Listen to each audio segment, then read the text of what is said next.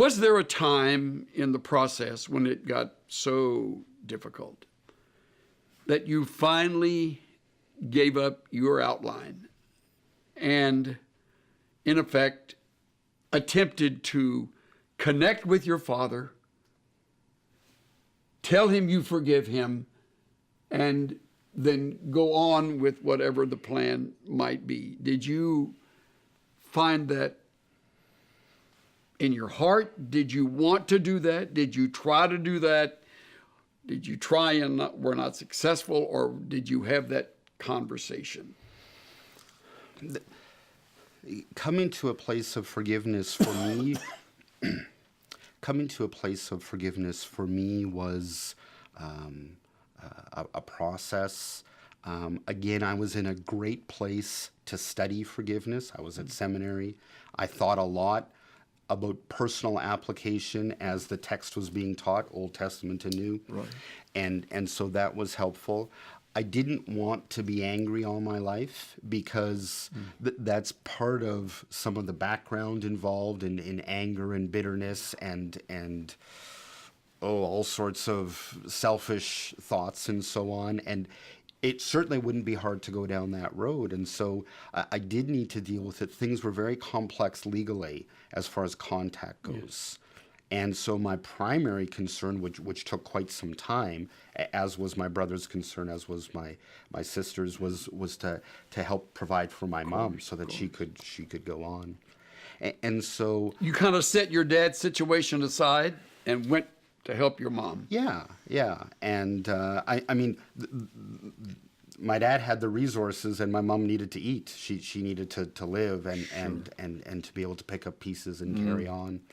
And so in dealing with that, part of what I thought through and looked at was the fact that, even all that my dad had been involved in, he had challenging things to him and the family that he came from.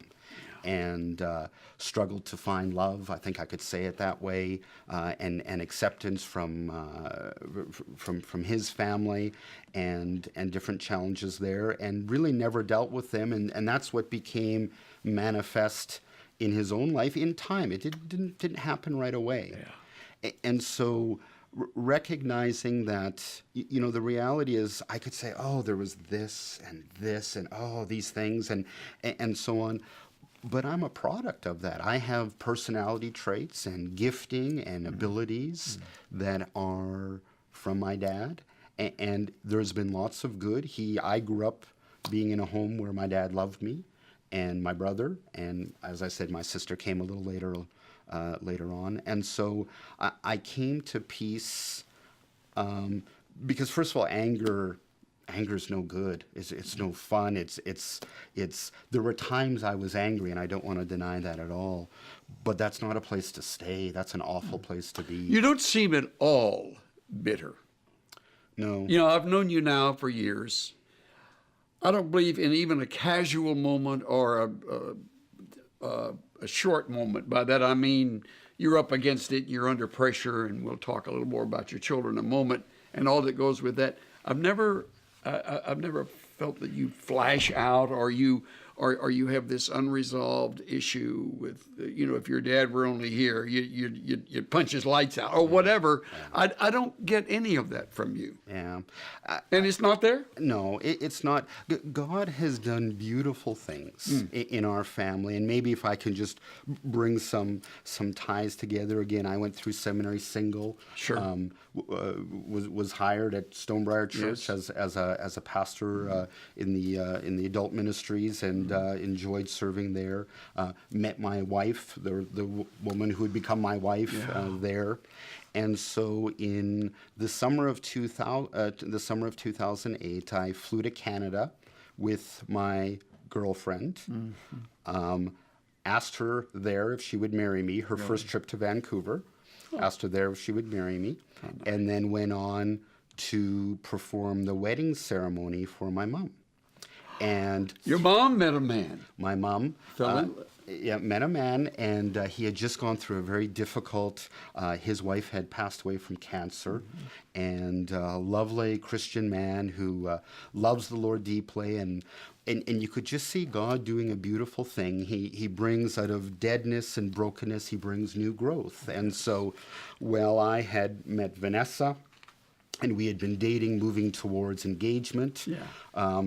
Vanessa goes and serves as a candlelighter at the ceremony, and I'm involved in the message. And then 3 months later, my mom and her new husband fly down to the Dallas area where Vanessa and I get married.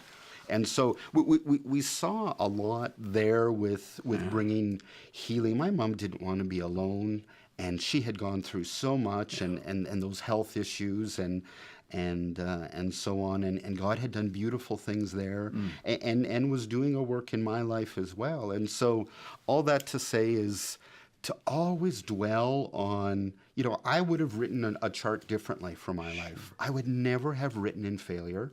I'd never write in sickness or hardship or heartache and all that. But I, in our unique experience, in Joseph's unique experience, we saw the faithfulness of God, and you never want to replace that. And so that's why there's no, there isn't bitterness and so on. I'm sad. I'm sad by sin. I'm sad by my father's sin, but I'm sad by my own sin. Yeah. And grieved by that, and we set those things before the Lord, and we live and we trust Him. And I would say I still struggle with, I got a few lists that I like to, Lord, here's what I'm looking at now, and so on. But it's always a reminder, that's not how God works. He leads and guides through. Joseph never planned on, you always go, well, why did Joseph tell his dreams?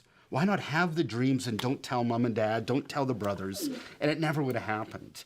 Joseph wasn't thinking he might get sold into slavery. Right. He might be in prison Right. for many years. Just, and he's just living one day. Yeah. I had these dreams. He's only 17, let's face it. Yeah.